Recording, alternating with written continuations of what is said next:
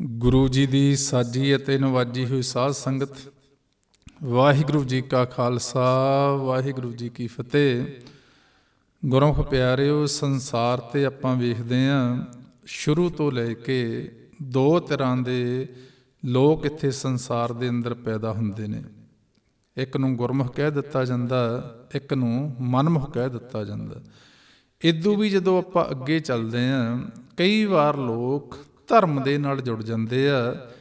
ਉਹ ਸਰੀਰ ਕਰਕੇ ਧਰਮੀ ਹੋ ਜਾਂਦੇ ਆ, ਪਰ ਪਾਤਸ਼ਾਹ ਦੀ ਜਿਹੜਾ ਗਿਆਨ ਆ ਉਹਨੂੰ ਨਾ ਸਮਝਣ ਕਰਕੇ, ਉਹਦੀ ਬੰਦਗੀ ਨਾ ਕਰਨ ਕਰਕੇ ਧਰਮ ਦੇ ਰਸਤੇ ਚੱਲਦੇ ਹੋਏ ਵੀ ਅਧਰਮੀ ਹੋ ਜਾਂਦੇ ਆ। ਕਹਿਣ ਤੋਂ ਭਾਵ ਉਹ ਸਿਰਫ ਰੱਬ ਦੀਆਂ ਗੱਲਾਂ ਤਾਂ ਕਰਦੇ ਆ, ਉਹਨਾਂ ਨੂੰ ਪਰਮਾਤਮਾ 'ਤੇ ਵਿਸ਼ਵਾਸ ਨਹੀਂ ਹੁੰਦਾ। ਅੱਜ ਵੀ ਆਪਾਂ ਵੇਖ ਰਹੇ ਹਾਂ ਬਹੁਤ ਸਾਰੇ ਲੋਕ ਇਹੋ ਜਿਹੇ ਆ ਜਿਹੜੇ ਧਰਮ ਦੀਆਂ ਗੱਲਾਂ ਕਰਦੇ ਆ, ਪਰ ਉਹਨਾਂ ਨੂੰ ਪਰਮਾਤਮਾ 'ਤੇ ਅੰਦਰੋਂ ਵਿਸ਼ਵਾਸ ਨਹੀਂ ਹੁੰਦਾ। ਕਿਉਂਕਿ ਵਿਸ਼ਵਾਸ ਸਾਨੂੰ ਤਾਂ ਬਣਨਾ ਜਦੋਂ ਅਸੀਂ ਮਿਹਨਤ ਕਰਕੇ ਆਪਣੇ ਇਸੇ ਸਰੀਰ ਦੇ ਅੰਦਰ ਅੰਤਰਮੁਖ ਹੋ ਕੇ ਉਸ ਅਕਾਲ ਪੁਰਖ ਵਾਹਿਗੁਰੂ ਦੀ ਰੂਹਾਨੀਅਤ ਦੀ ਕਿਸੇ ਸ਼ਕਤੀ ਨਾਲ ਸਾਡਾ ਮੇਲ ਹੋ ਜਾਣਾ। ਨਹੀਂ ਤਾਂ ਮੁਸ਼ਕਲ ਹੈ। ਇਹ ਸ਼ੁਰੂ ਤੋਂ ਹੋ ਕੇ ਹੁੰਦਾ ਰਿਹਾ। ਜਿਨ੍ਹਾਂ ਭਗਤਾਂ ਦੀ ਬਾਣੀ ਗੁਰੂ ਗ੍ਰੰਥ ਸਾਹਿਬ ਦੇ ਅੰਦਰ ਦਰਜ ਆ, ਮੌਕੇ ਦੇ ਜਿਹੜੇ ਲੋਕ ਸੀ ਉਹਨਾਂ ਨੂੰ ਬਹੁਤ ਤੰਗ ਕਰਦੇ ਰਹੇ। ਕਾਰਨ ਇਹੀ ਸੀ, ਉਹ ਸਿਰਫ ਧਰਮ ਦੇ ਨਾਂ 'ਤੇ ਲੋਕਾਂ ਨੂੰ ਭਰਮ ਜਾਲ 'ਚ ਪਾਉਂਦੇ। ਜਿਹੜੇ ਭਗਤ ਸੀ ਉਹ ਪਰਮਾਤਮਾ ਦੀ ਗੱਲ ਸੁਣਾ ਕੇ ਸੱਚ ਦਾ ਮਾਰਗ ਲੋਕਾਂ ਨੂੰ ਦਿਖਾਉਂਦੇ। ਜਦੋਂ ਫਿਰ ਇਹਨਾਂ ਦਾ ਟਕਰਾਅ ਹੁੰਦਾ ਤਾਂ ਫਿਰ ਇਹਨਾਂ ਭਗਤਾਂ ਨੂੰ ਬਹੁਤ ਸਾਰੀਆਂ ਸਜ਼ਾਵਾਂ ਦਿੱਤੀਆਂ ਜਾਂਦੀਆਂ। ਇਸ ਸਾਖੀ ਦੇ ਅੰਦਰ ਆਪਾਂ ਨੂੰ ਇਹ ਸਿੱਖਿਆ ਮਿਲੂਗੀ ਕਿ ਇੱਕ ਪਾਸੇ ਇੱਕ ਧਰਮੀ ਇਨਸਾਨ ਜਿਹੜਾ ਇੱਕ ਅਹੁਦੇ 'ਤੇ ਵੀ ਆ, ਜਿਹਦੇ ਕੋਲੇ ਪਾਵਰ ਆ, ਉਹ ਕਿਸੇ ਨੂੰ ਵੀ ਫਤਵਾ ਦੇ ਸਕਦਾ, ਜਿਹਨੂੰ ਆਪਾਂ ਕਾਜ਼ੀ ਕਹਿੰਦੇ ਆ। ਦੂਸਰੇ ਪਾਸੇ ਇੱਕ ਜਾਨਵਰ ਦਾ ਆਪਾਂ ਨੂੰ ਰੋਲ ਆਊਗਾ, ਜਿਹਨੇ ਪਰਮਾਤਮਾ ਦੇ ਭਗਤ ਦੀ ਪਛਾਣ ਕਰ ਲਈ, ਪਰ ਉਹ ਜਿਹੜਾ ਆਪਦੇ ਆਪ ਨੂੰ ਧਰਮੀ ਕਹਾਉਣ ਵਾਲਾ ਕਾਜ਼ੀ ਆ, ਉਹਨੂੰ ਉਹਦੀ ਪਛਾਣ ਨਹੀਂ ਆਈ। ਭਗਤ ਕਬੀਰ ਜੀ ਤੇ ਸ਼ੰਕਾ ਕੀਤੀ ਗਈ। ਭਗਤ ਕਬੀਰ ਜੀ ਤੇ ਸ਼ੰਕਾ ਕਰਕੇ ਰਾਜੇ ਨੂੰ ਕਹਿ ਕੇ ਸਜ਼ਾ ਦਵਾਈ ਗਈ ਕਿ ਭਗਤ ਕਬੀਰ ਦਾ ਜਿਹੜਾ ਸਰੀਰ ਆ ਉਹ ਹਾਥੀ ਦੇ ਨਾਲ ਤੋੜਿਆ ਜਾਵੇ। ਹਾਲਤ ਕੀ ਕਰਤੀ, ਭਗਤ ਕਬੀਰ ਜੀ ਦੇ ਹੱਥ ਪੈਰ ਬੰਨ੍ਹ ਦਿੱਤੇ ਗਏ। ਜਿਵੇਂ ਇੱਕ ਸਰੀਰ ਨੂੰ ਆਪਾਂ ਪੋਟਲੀ ਬਣਾ ਕੇ ਹਾਥੀ ਦੇ ਮੂਹਰੇ ਸੁੱਟ ਦਿਓ, ਤੇ ਮੁਹਾਵਤ ਨੂੰ ਹਾਥੀ ਤੇ ਚੜਾਇਆ ਗਿਆ ਕਿ ਇਹ ਹਾਥੀ ਇਹਦੇ ਉੱਪਰ ਚੜਾ ਕੇ ਇਹਦੇ ਸਰੀਰ ਨੂੰ ਤੋੜੋ, ਜਿਹਦਾ ਸਾਰਾ ਵੇਰਵਾ ਗੁਰੂ ਗ੍ਰੰਥ ਸਾਹਿਬ ਮਹਾਰਾਜ ਦੀ ਬਾਣੀ ਦੇ ਅੰਗ 870 ਦੇ ਉੱਪਰ ਭਗਤ ਕਬੀਰ ਜੀ ਦੇ ਸ਼ਬਦ ਦੇ ਵਿੱਚੋਂ ਆਪਾਂ ਨੂੰ ਮਿਲੂਗਾ। ਉਹਨਾਂ ਨੇ ਆਪਣੀ ਹੱਡ ਬੀਤੀ ਸਾਰੀ ਇੱਕ ਸ਼ਬਦ ਦੇ ਅੰਦਰ ਦਿੱਤੀ ਤਾਂ ਕਿ ਸਾਡਾ ਵਿਸ਼ਵਾਸ ਬਣ ਜੇ, ਜਿਹਨੂੰ ਅਸੀਂ ਪਰਮਾਤਮਾ ਕਹਿੰਦੇ ਆ, ਵਾਹਿਗੁਰੂ ਕਹਿੰਦੇ ਆ, ਅੱਲਾ ਕਹਿੰਦੇ ਆ, ਰਾਮ ਕਹਿੰਦੇ ਆ। ਜਿਹੜੀ ਇੱਕ ਸ਼ਕਤੀ ਆ, ਨਿਰਾਕਾਰ ਆ, ਉਹ ਕਿਵੇਂ ਫਿਰ ਵਿਚਰ ਕੇ ਆਪਦੇ ਭਗਤਾਂ ਦੀ ਜਿੱਤ ਕਰਵਾਉਂਦੇ ਆ। ਭਗਤ ਕਬੀਰ ਜੀ ਕਹਿੰਦੇ ਸਾਡਾ ਨਾ ਸਰੀਰ ਦੀ ਇੱਕ ਪੋਟਲੀ ਬਣਾ ਕੇ ਸਾਨੂੰ ਮੂਹਰੇ ਸਿੱਟਿਆ ਗਿਆ। ਬਾਣੀ ਦੇ ਅੰਦਰ ਉਹਨਾਂ ਨੇ ਫਿਰ ਸਮਝਾਇਆ, ਕਹਿੰਦੇ ਭੁਜਾ ਬਾਂਧ ਭਿਲਾ ਕਰ ਡਾਰਿਓ। ਸਾਡੀਆਂ ਹੱਥ ਬੰਨ੍ਹ ਕੇ ਪੈਰ ਵੀ ਬੰਨ੍ਹ ਕੇ ਇੱਕ ਪੋਟਲੀ ਦੀ ਤਰ੍ਹਾਂ ਸਾਨੂੰ ਹਾਥੀ ਦੇ ਮੂਹਰੇ ਸੁੱਟਤਾ। ਲੋਕਾਂ ਦਾ ਬਹੁਤ ਭਾਰੀ ਇਕੱਠ ਹੋਇਆ ਵਿਆ ਕਿ ਅੱਜ ਭਗਤ ਕਬੀਰ ਨੂੰ ਇੱਕ ਹਾਥੀ ਤੋਂ ਤੜਵਾਇਆ ਜਾਣਾ। ਹੁਣ ਮੁਹਾਵਤ ਨੂੰ ਹੁਕਮ ਦਿੱਤਾ ਗਿਆ, ਹਾਥੀ ਨੂੰ ਚਲਾਉਣ ਵਾਲੇ ਨੂੰ ਮੁਹਾਵਤ ਕਹਿੰਦੇ ਆ, ਕਿ ਤੁਸੀਂ ਭਗਤ ਕਬੀਰ ਦੇ ਉੱਪਰ ਹਾਥੀ ਚੜਾਓ। ਉਹਨਾਂ ਨੇ ਬਾਣੀ ਅੰਦਰ ਆਪਾਂ ਨੂੰ ਗਿਆਨ ਦਿੱਤਾ, ਕਹਿੰਦੇ ਭੁਜਾ ਬਾਂਧ ਭਿਲਾ ਕਰ ਡਾਰਿਓ, ਹਸਤੀ ਕਰੋਪ ਮੂੰਡ ਮਹਿ ਮਾਰਿਓ।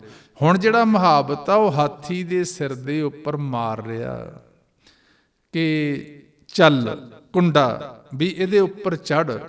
ਇੱਥੇ ਗੁਰਮੁਖ ਪਿਆਰਿਓ, ਹਾਥੀ ਨੂੰ ਗਿਆਨ, ਚਾਹੇ ਉਹ ਜਾਨਵਰ ਹੀ ਆ, ਕਿਉਂਕਿ ਗੁਰਬਾਣੀ ਅੰਦਰ ਆਪਾਂ ਨੂੰ ਗਿਆਨ ਦਿੱਤਾ, ਬੀਜ ਮੰਤਰ ਸਰਬ ਕੋ ਨਾਉ। ਸਾਰਿਆਂ ਦੇ ਅੰਦਰ 84 ਲੱਖ ਜੂਨ ਦੇ ਅੰਦਰ ਉਹ ਪ੍ਰਮਾਤਮਾ ਦੀ ਜੋਤ ਆ। ਸਭ ਮੈਂ ਜੋਤ, ਜੋਤ ਹੈ ਸੋਏ, ਤਿਸ ਕੈ ਚਾਨਣ ਸਭ ਮੈਂ ਚਾਨਣ ਹੋਏ, ਗੁਰਸਾਖੀ ਜੋਤ ਪ੍ਰਗਟ ਹੋਏ।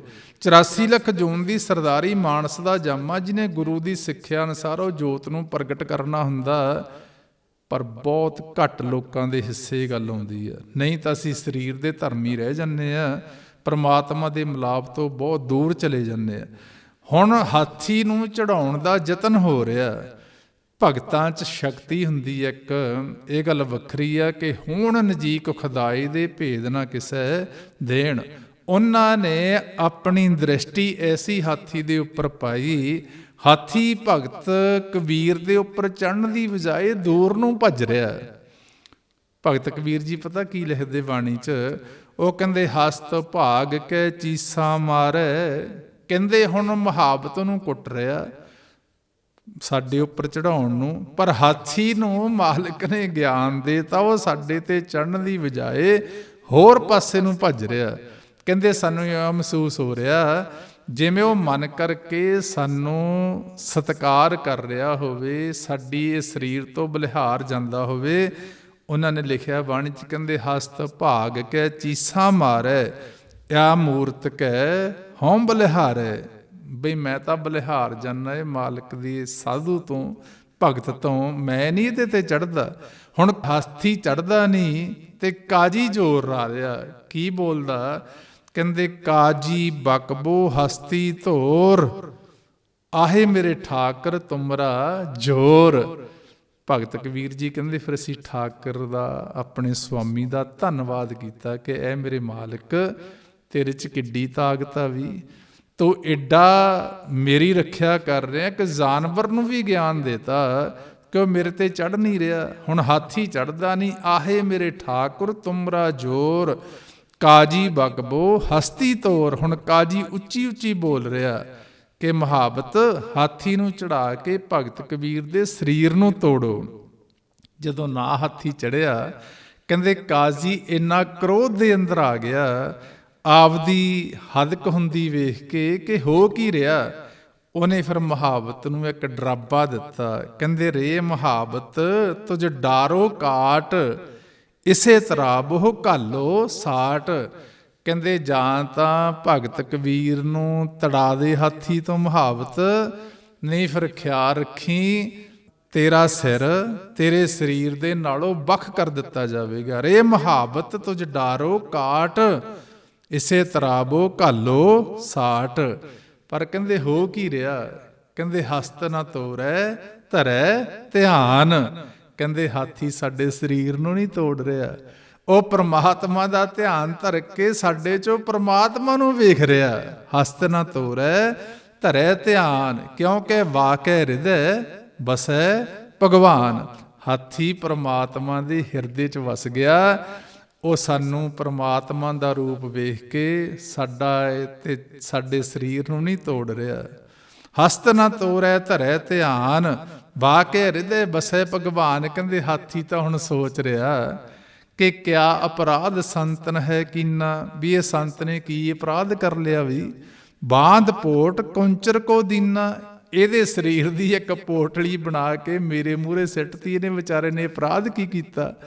ਹਾਥੀ ਕਬੀਰ ਦੇ ਉੱਪਰ ਚੜ੍ਹਨ ਦੀ ਬਜਾਏ ਇੰਨੀ ਵਾਹਿਗੁਰੂ ਦੀ ਕਿਰਪਾ ਹੋ ਗਈ, ਕਹਿੰਦੇ ਉਹ ਸਰੀਰ ਨੂੰ ਨਮਸਕਾਰਾਂ ਕਰਨੀਆਂ ਸ਼ੁਰੂ ਕਰਤੀਆਂ। ਭਗਤ ਕਬੀਰ ਜੀ ਨੇ ਫਿਰ ਬਾਣੀ ਅੰਦਰ ਲਿਖਿਆ, ਕਹਿੰਦੇ ਕੁੰਚਰ ਪੋਟ ਲੈ ਲੈ ਨਮਸਕਾਰੈ।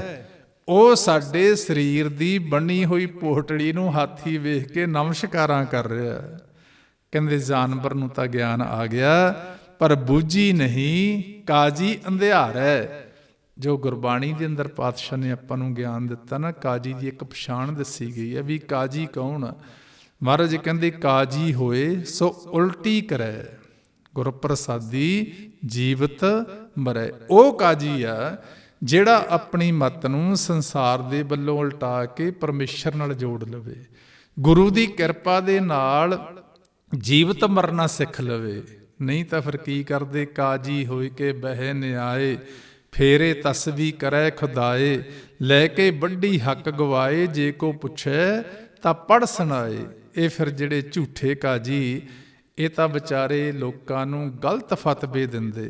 ਜੇ ਕੋਈ ਪੁੱਛਦਾ ਤਾਂ ਸ਼ਰ੍ਹਾ ਦੀ ਕਿਤਾਬ ਪੜ੍ਹ ਕੇ ਸੁਣਾਉਂਦੇ। ਜਿਵੇਂ ਧੰਨ ਸ੍ਰੀ ਗੁਰੂ ਗੋਬਿੰਦ ਸਿੰਘ ਮਹਾਰਾਜ ਦੇ ਛੋਟੇ ਸਾਹਿਬਜ਼ਾਦੇ ਬਾਬਾ ਜ਼ੋਰਾਵਰ ਸਿੰਘ ਜੀ ਤੇ ਫਤਿਹ ਸਿੰਘ ਜੀ ਨੂੰ ਕਾਜੀ ਨੇ ਫਤਵਾ ਦਿੱਤਾ ਝੂਠਾ।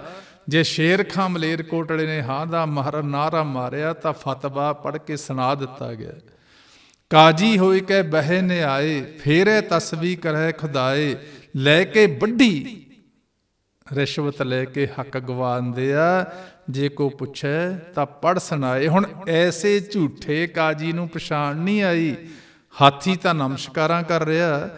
ਉਹਨਾਂ ਨੇ ਲਿਖਿਆ ਗੁਰਬਾਣੀ ਦੇ ਅੰਦਰ, ਭਗਤ ਕਬੀਰ ਜੀ ਕਹਿੰਦੇ, ਕੌਂਚਰ ਪੋਟ ਲੈ ਲੈ ਨਮਸਕਾਰੈ, ਬੂਝੀ ਨਾਹੀ ਕਾਜੀ ਅੰਧਿਆਰੇ। ਕਹਿੰਦੇ ਕਾਜੀ ਅਗਿਆਨਤਾ ਦੇ ਹਨੇਰੇ 'ਚ ਅੰਧਾ, ਉਹਨੂੰ ਸੋਝੀ ਨਹੀਂ ਆਈ, ਉਹਨੇ ਗੱਲ ਨਹੀਂ ਬੁੱਝੀ, ਪਰਮਾਤਮਾ ਦੀ ਕਹਾਣੀ ਨੂੰ ਨਹੀਂ ਜਾਣਿਆ। 3 ਬਾਰ ਪਤੀਆ ਭਰ ਲੀਨਾ, ਮਨ ਕਠੋਰ ਅਜਹੂ ਨਾ ਪਤੀਨਾ। ਕਹਿੰਦੇ ਫਿਰ 1 ਵਾਰ ਨਹੀਂ, 2 ਵਾਰ ਨਹੀਂ, 3 ਵਾਰ ਸਾਡਾ ਪ੍ਰਤਿਆਵਾ ਲਿਆ ਗਿਆ। ਕਠੋਰ ਮਨ ਦਾ ਜਿਹੜਾ ਕਾਜੀ ਆ, ਅਜੇ ਉਹਨੂੰ ਸਬਰ ਨਹੀਂ ਆ ਰਿਹਾ, ਉਹ ਮੰਨ ਨਹੀਂ ਰਿਹਾ। ਪਰ ਕਹਿੰਦੇ ਅਸੀਂ ਮਾਲਕ ਦੀ ਰਜ਼ਾ 'ਚ ਆਨੰਦ 'ਚ ਬੈਠੇ ਸੀ। ਕਹਿਦਾ ਸਹਾਰਾ ਕਹੇ ਕਬੀਰ ਹਮਰਾ ਗੋਬਿੰਦ, ਚੌਥੇ ਪਦ ਮੈਂ ਜਨ ਕੀ ਜਿੰਦ। ਸਾਨੂੰ ਤਾਂ ਆਪਣੇ ਮਾਲਕ ਗੋਬਿੰਦ ਦਾ ਭਰੋਸਾ ਕਿ ਉਹ ਸਾਡੀ ਰੱਖਿਆ ਕਰ ਰਿਹਾ, ਕਿਉਂਕਿ ਚੌਥੇ ਪਦ ਮੈਂ ਜਨ ਕੀ ਜਿੰਦ। ਜਿਹੜੇ ਪ੍ਰਮਾਤਮਾ ਦੇ ਭਗਤ, ਗੁਰੂ ਪਿਆਰੀ ਸਾਧ ਸੰਗਤ ਤੋਂ 3 ਗੁਣਾ ਤੋਂ ਉੱਪਰ ਉੱਠ ਕੇ ਪਰਮਾਤਮਾ ਦੀ ਭਗਤੀ ਕਰਕੇ ਜਿਹੜਾ ਚੌਥਾ ਪਦ ਆ, ਜਦੋਂ ਉੱਥੇ ਪਹੁੰਚ ਜਾਂਦੇ ਆ, ਉਦੋਂ ਪਰਮਾਤਮਾ ਦੇ ਨਾਲ ਇੱਕਮਿਕ ਹੋ ਜਾਂਦੇ ਆ। ਇਸੇ ਕਰਕੇ ਗੁਰੂ ਗ੍ਰੰਥ ਸਾਹਿਬ ਦੀ ਬਾਣੀ ਸਾਨੂੰ ਬਾਰ-ਬਾਰ ਇਹ ਸਮਝਾ ਰਹੀ ਆ ਕਿ 3 ਗੁਣ ਮੇਟੈ, ਚੌਥੇ ਵਰਤੈ, ਇਹਾਂ ਭਗਤ ਨਿਰਾਰੀ। ਅਸੀਂ ਚੌਥੇ ਪਦ ਦੇ ਅੰਦਰ ਪ੍ਰਵੇਸ਼ ਹੋਣ ਵਾਸਤੇ, ਇਹ 3 ਗੁਣ ਮਾਇਆ ਤੋਂ ਉੱਪਰ ਉੱਠਣ ਵਾਸਤੇ ਅਕਾਲ ਪੁਰਖ ਵਾਹਿਗੁਰੂ ਦੀ ਬੰਦਗੀ ਕਰਨੀ ਹੁੰਦੀ ਆ। ਸਾਸ ਗਰਾਸ ਵਿਧੀ ਦੁਆਰਾ ਸਿਮਰਨ ਕਰਨਾ ਹੁੰਦਾ, ਜਿਹਦੀ ਕਿਰਿਆ ਇਹ ਬਣਦੀ ਆ। ਫਿਰ ਜਦੋਂ ਵੀ ਆਪਾਂ ਬੈਠਣਾ, ਜਦੋਂ ਬਾਣੀ ਪੜ੍ਹਨੀ ਆ, ਧਿਆਨ ਨਾਲ ਪੜ੍ਹੋ। ਬਾਕੀ ਧਰਮ ਦੇ ਕਰਮ ਕਰਨੇ ਆ, ਪ੍ਰਮਾਤਮਾ ਦੀ ਖੁਸ਼ੀ ਪ੍ਰਾਪਤ ਕਰਨ ਦੇ ਲਈ ਕਰੋ। ਇਹ ਮਨ ਦੇ ਅੰਦਰ ਇੱਛਾ ਰੱਖੋ ਕਿ ਜੋ ਵੀ ਅਸੀਂ ਕਰ ਰਹੇ ਹਾਂ, ਕਿਸੇ ਨਾ ਕਿਸੇ ਵਿਧੀ ਦੁਆਰਾ ਸਾਡੇ ਤੇ ਪਰਮਾਤਮਾ ਦੀ ਨਜ਼ਰ ਹੋ ਜੇ, ਕਿਉਂਕਿ ਲੱਖ ਖੁਸ਼ੀਆਂ ਪਾਤਸ਼ਾਹੀਆਂ ਜੇ ਸਤਿਗੁਰ ਨਜ਼ਰ ਕਰੇ। ਤੇ ਜਦੋਂ ਅਸੀਂ ਪਰਮਾਤਮਾ ਦਾ ਭਜਨ ਕਰਨਾ, ਉਦੋਂ ਸਰੀਰ ਨੂੰ ਰਿਲੈਕਸ ਕਰਕੇ, ਨੇਤਰ ਬੰਦ ਕਰਕੇ, ਸਾਸ ਗਰਾਸ ਵਿਧੀ ਦੁਆਰਾ, ਜੋ ਗੁਰੂ ਨਾਨਕ ਸਾਹਿਬ ਮਹਾਰਾਜ ਦੇ ਬਚਨ ਨੇ, ਅੰਤਰ ਸਵਾਹ ਜੇ ਵਾਹੇ ਮਿਲਾਵੇ, ਨਿਕਸੇ ਵਹਿਰ ਤਾਂ ਗੁਰੂ ਅਲਾਵੇ। ਇਸ ਤਰ੍ਹਾਂ ਆਪਾਂ ਅਭਿਆਸ ਕਰਨਾ। ਵਾਹਿਗੁਰੂ ਵਾਹਿਗੁਰੂ ਵਾਹਿਗੁਰੂ ਵਾਹਿਗੁਰੂ ਵਾਹਿਗੁਰੂ। ਇਸ ਤਰ੍ਹਾਂ ਗੁਰੂ ਪਿਆਰੀ ਸਾਧ ਸੰਗਤ ਸਾਡੇ ਤੇ ਵਾਹਿਗੁਰੂ ਜੀ ਕਿਰਪਾ ਕਰਨਗੇ। ਵਿਚਾਰ ਕਰਦਿਆਂ ਤੋਂ ਬਹੁਤ ਸਾਰੀਆਂ ਭੁੱਲਾਂ ਚੁੱਕਾਂ ਹੋ ਜਾਂਦੀਆਂ ਨੇ। ਸੰਗਤ ਅਤੇ ਗੁਰੂ ਸਾਹਿਬ ਬਖਸ਼ਣ ਯੋਗ ਬਖਸ਼ ਲੈਣਾ ਜੀ। ਵਾਹਿਗੁਰੂ ਜੀ ਕਾ ਖਾਲਸਾ, ਵਾਹਿਗੁਰੂ ਜੀ ਕੀ ਫਤਿਹ।